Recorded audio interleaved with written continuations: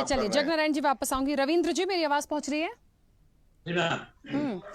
रविंद्र जी, वही देखिए महत्वपूर्ण सवाल है। एक तो यही है कि ये भी एक सवाल बन गया है कि क्या राहुल को साइडलाइन करने के लिए दलित चेहरे को आगे बढ़ाया गया है।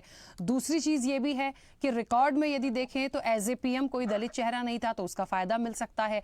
तीसरी चीज उनका व्यक्तिगत अनुभव, वो कितनी बार जीते हैं, ये भी बात मैटर करती है। अब क्योंकि दो जगह से ये राय उनके नाम की आई है और जिस तरह से अभी जेडीयू का जो पक्ष रख रहे हैं उन्होंने भी ये कहा कि ये व्यक्तिगत राय गठबंधन के बाकी लोगों की हो सकती है, लेकिन यहाँ पर सभी लोग अपना अपने बारे में सोच रहे हैं। और मुझे ऐसा क्यों लग रहा है कि जब सब लोग एक हैं और अच्छी बैठक हो रही है और एक साथ ये निर्णय है कि हमें आगे बढ़ना है, तो सीट शेयरिंग में भी मुझे लगता है जरूरत किसी समस्या की आएगी नहीं। फिर ये बीच में जो समन्वय स्थापित करने के लिए एक व्यक्ति की जरूरत पड़ रही है, उसकी क्या जिम्मेदारी है?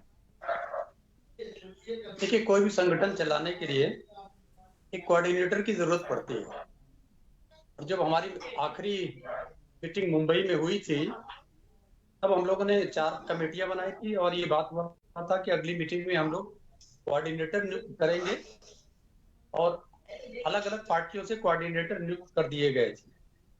एक सारी पार्टियों का मिलकर कोऑर्डिनेशन कमेटी तय होनी थी।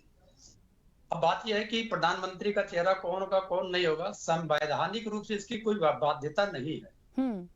तो संवैधानिक प्रक्रिया है कि जो पार्टी जीत के आएगी बहुमत अपना अध्यक्ष को बताएगी, वो अपना नेता चुन लेगी, वही प्रधानमंत्री हो जाएगा। लेकिन मोदी जी के टाइम से जब राजनाथ जी ने उनको प्रधानमंत्री का उम्मीदवार तय किया तब से ये परंपरा चल पड़ी है। तो हम लोग जो 2004 में लड़े थे तो सब लोग एक दूसरे के खिलाफ लड़े थे, लेकिन भारतीय जनता पार्टी की तानाशाही नीति के कारण हम इकट्ठा हुए और सरकार बनाए और 10 साल तक साथ में रहे। उस समय भी एक ऐसी घटना घटित हुई थी, श्रीमती सोनिया गांधी जी को प्रधानमंत्री बनने के लिए कहा गया लेकिन उन्होंने पद स्वीकार नहीं किया। तो उन्होंने जिसको प्रपोज कर दिया वो हमारे 10 साल प्रधानमंत्री रहे। अभी ये बैठक हुई हम लोगों की, एक नाम प्रपोज किया गया हमारे गठबंधन के नेताओं द्वारा, शीर्ष नेताओं द्वारा, और उस नाम को बैकअप भी किया गया। लेकिन जिसका नाम प्रपोज किया गया था उन्होंने बड़ी सद्भावना से कह दिया कि यह प्रक्रिया चुनाव के बाद की है, तो हम आप इसको चुनाव के बाद तक प्रोलॉन्ग कर दे, क्योंकि इससे पहले डिस्कशन करेंगे तो इसका कोई अर्थ नहीं निकलेगा। अब विषय आता है कि इंडिया गठबंधन क्या 38 दलों का एनडीए गठबंधन बन जाए। चर्चा तो हमारी 28 दलों की हो रही है लेकिन 38 दलों की नहीं हो रही है। अगर हमारी 28 दलों की चर्चा हो रही है तो जाहिर सी बात है हम जिंदा हैं। उस 38 दलों की चर्चा नहीं हो रही है तो ये एकदम डेफिनेट है कि वो गठबंधन जिंदा नहीं है। हो सकता है एक आदमी हो खाली उसमें, क्योंकि तो भारतीय जनता पार्टी को लगता है ना रविंद्र जी, भारतीय जनता पार्टी तो कह चुकी है उनके पास एक चेहरा ऐसा है जो सब पे भारी है, तो उनको कहाँ जरूरत है। उस चेहरे ने खुद ही कहा कि मैं अकेला सब पर भारी। यह शब्द पूरे लोकतंत्र को शर्मसार करता है।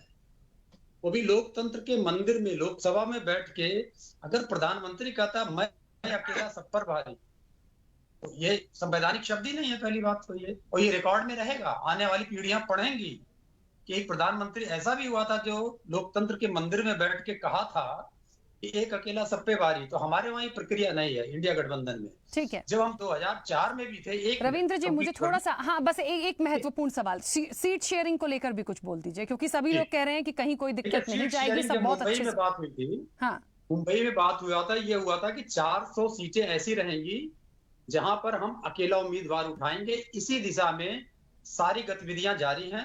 तो 400 सीटें या इससे ज्यादा भी सीटें निकल के आएंगी जहां पर एक ही आदमी लड़ेगा। और कांग्रेस इस मामले में पूरी तरीके से सहमत है और हर तरीके से सपोर्ट कर रही है इंडिया गठबंधन को। तो मुझे लगता है 2024 में हम लोग किसी भी परिस्थितियों में बीजेपी की राज को हटा देंगे।